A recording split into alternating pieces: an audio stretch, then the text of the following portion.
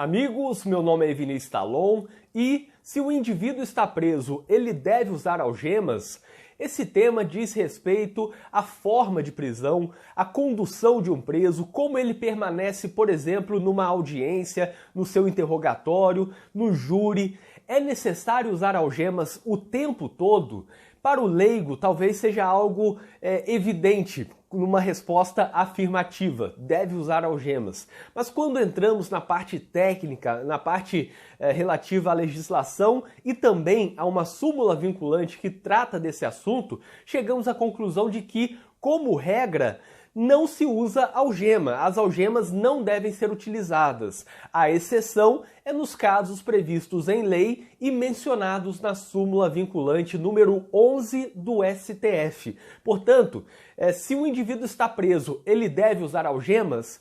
A resposta é não, salvo em determinadas situações, exceto em algumas situações específicas que exigem a utilização de algemas. Percebam que o artigo 199 da Lei de Execução Penal, talvez poucos tenham chegado a essa parte da Lei de Execução Penal, tenham ficado mais naquela parte da progressão, artigo 112, enfim. Mas lá no artigo 199 da Lei de Execução Penal, temos a previsão lá na redação original, na redação de 1984, temos a previsão de que o uso de algemas será regulamentado por decreto federal. Isso no artigo 199 da Lei de Execução. Lei de Execução Penal na sua redação original de 1984. E, de fato, o decreto federal que regulamenta a utilização de algemas veio. Só que veio 32 anos depois da Lei de Execução Penal. Veio apenas em 2016. Portanto, tínhamos lá e continuamos tendo o artigo 199 da Lei de Execução Penal numa redação de 1984 falando que deveria ter decreto federal para regulamentar o uso de algemas. Isso em 84. Em 2016 veio esse decreto para regulamentar essa parte da Lei de Execução Penal. Foi publicado, portanto, o decreto número 8858 de 2016, que trata especificamente do uso de algemas. E esse decreto número 8858 de 2016, ele tem várias disposições muito semelhantes à súmula vinculante número 11. Diante dessa demora até para que fosse regulamentada essa utilização das algemas por meio de decreto federal, acabou sendo editada a súmula vinculante número 11 pelo STF, uma súmula vinculante que é questionada até hoje. Alguns dizem que a história dela é um pouco sombria, que não havia necessidade. Alguns argumentam que a súmula vinculante número 11 somente passou a ser utilizada quando somente pensou em ser editada, somente pensaram em editar essa súmula vinculante quando as algemas começaram a arranhar relógios caros. Em outras palavras, quando começaram a colocar algemas em pessoas de grande poder financeiro. E aí foi editada a súmula vinculante número 11. De qualquer forma, se foi por isso, se não foi por isso, ou qualquer outro fundamento, a questão é que essa súmula vinculante número 11 veio para suprir a falta da regulamentação por decreto federal. E além disso, trata-se de uma súmula vinculante que tem um grande poder e também uma aplicação a todos os casos. Não é aplicada apenas a casos de direito penal econômico, direito penal empresarial, a crimes de colarinho branco. É aplicada também para quem cometeu furto, roubo ou qualquer outro tipo de crime da criminalidade tradicional. Portanto, se teve uma origem correta ou incorreta, a questão é que atualmente essa súmula vinculante se aplica a todos os casos, a todos os tipos de presos, não interessando qual seja a condenação, qual seja a prisão preventiva, por qual crime seja a prisão preventiva. E é muito interessante perceber que o uso de algemas deve respeitar alguns princípios, os princípios constitucionais, princípios que estão inseridos em normas internacionais, e no Brasil a gente tem essa dificuldade para estudar tão a fundo as normas internacionais, a não ser que você vá fazer um concurso para a Justiça Federal ou para o Ministério Público Federal, é difícil ver o aprofundamento quanto à utilização das normas internacionais, dos tratados internacionais, enfim. Mas, de qualquer forma, a súmula vinculante veio para materializar nesse entendimento jurisprudencial que tem força vinculante o respeito à dignidade da pessoa humana, que está na nossa Constituição Federal, assim como a vedação à tortura, a vedação ao tratamento desumano ou degradante, e também instituindo, materializando no Brasil o que dispõe o Pacto de São José da Costa Rica.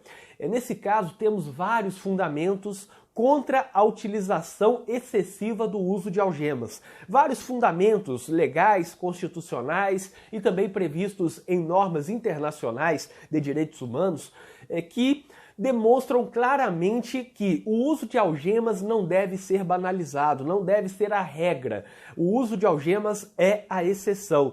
E você pode concordar com isso ou não. Aí é uma questão mais política do que propriamente jurídica. O que temos no plano jurídico é que há decreto regulamentando o uso de algemas e a súmula vinculante. E essa súmula vinculante não há nem previsão de ser cancelada. É provável que ela dure por muito e muito tempo, provavelmente enquanto ainda existirem as súmulas vinculantes. Assim, o questionamento se é correto ou não algemar, se deveria ser a regra pôr algemas nos presos em qualquer situação, durante a audiência, durante júri, na condução.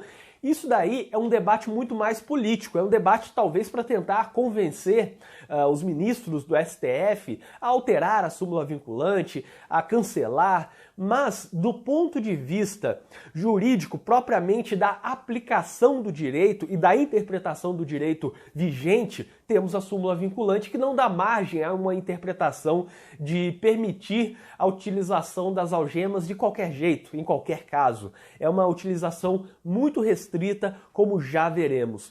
De acordo com o decreto que eu mencionei anteriormente, o Decreto Federal 8858 de 2016, que trata do uso de algemas, é permitido o emprego de algemas somente em casos de resistência e de fundado receio de fuga ou de perigo à integridade física própria ou alheia, causada pelo preso ou por terceiros.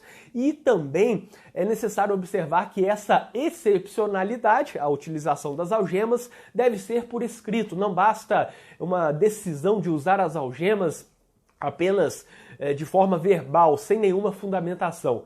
Tem que fundamentar por escrito, dizendo que, nesse caso, foi necessário utilizar as algemas porque havia o receio de fuga, haja vista tal coisa, em razão de tal coisa.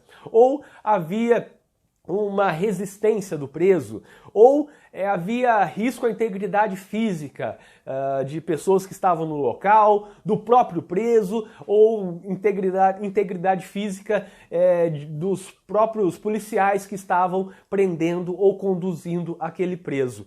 Esse um dos fundamentos também utilizado normalmente nas audiências. Durante as audiências, imagine, temos ali, por exemplo, 2 policiais ou 2 agentes penitenciários que levam preso. Normalmente 2, 2, dependendo, eu já vi até apenas um levar um preso, em casos que o preso era bem mais tranquilo, já tinha conquistado uma disciplina maior no presídio, mas como regra são 2, talvez 3 agentes penitenciários. E aí, o risco de fuga aqui é muito pequeno, porque numa audiência no fórum, além dos policiais ou dos agentes penitenciários que estão conduzindo esse preso, ficando também nas portas de saída, um fica na porta que sai para o corredor do fórum, o outro fica na porta que sai para dentro do cartório, dentro da vara criminal, e além disso ainda há os guardas do próprio fórum, que ficam às vezes um no andar, outro lá embaixo na portaria, na saída do fórum. É muito difícil pensar em fuga nesse caso. A fuga é praticamente inviável se pensar desse jeito. Mas há risco, por exemplo, para a integridade física. Se o indivíduo está passando pelo seu interrogatório e há chance de agredir o juiz, a juíza que está na frente, o promotor, o assistente da acusação, o advogado, o servidor, ou quem quer que esteja ali, é possível a utilização das algemas, já ia falar decretação da prisão preventiva, mas aí também não.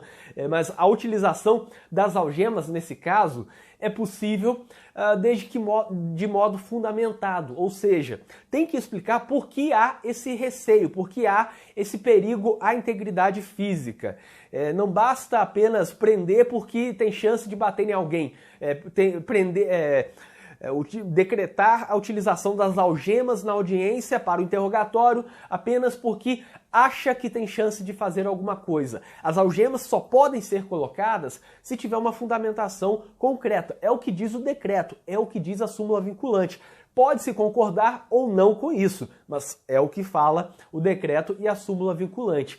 E aí tem que ter também a fundamentação por escrito nesse caso. Além disso, o simples fato de estar preso, portanto, não significa que deve ser ou permanecer algemado.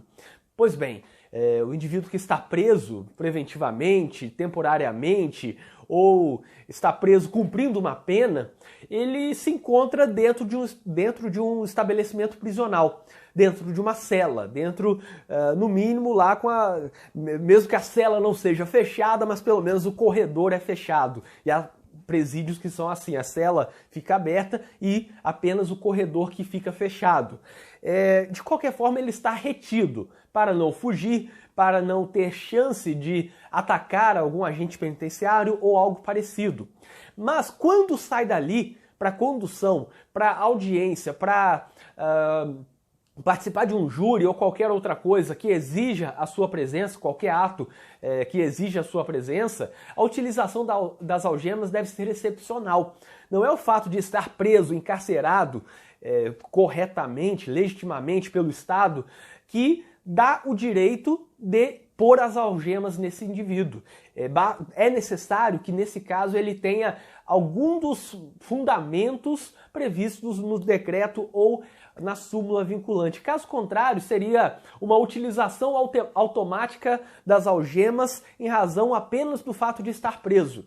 E há casos em que não é necessário, sabemos muito bem disso. Há casos em que não há nenhuma necessidade de pôr algemas, porque não há chance daquele preso atacar alguém durante a audiência, não há chance de fuga e, enfim, não tem nenhuma resistência em estar ali também.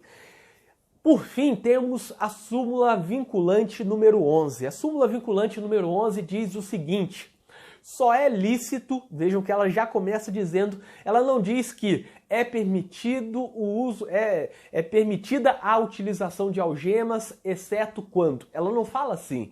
Ela já começa dizendo, só é permitido. Então, somente nesses casos, só é lícito, é isso que fala a súmula vinculante, só é lícito o uso de algemas em casos de resistência e de fundado receio de fuga ou de perigo à integridade física própria ou alheia por parte do preso ou de terceiros, justificada a excepcionalidade por escrito, sob pena de responsabilidade disciplinar, civil e penal do agente ou da autoridade e de nulidade da prisão ou do ato processual e que aqui se refere sem prejuízo da responsabilidade civil do Estado. Vejam, são várias formas de responsabilização e são várias consequências. A utilização incorreta das algemas, a utilização de algemas sem fundamento escrito, sem essa justificação dessa excepcionalidade por escrito,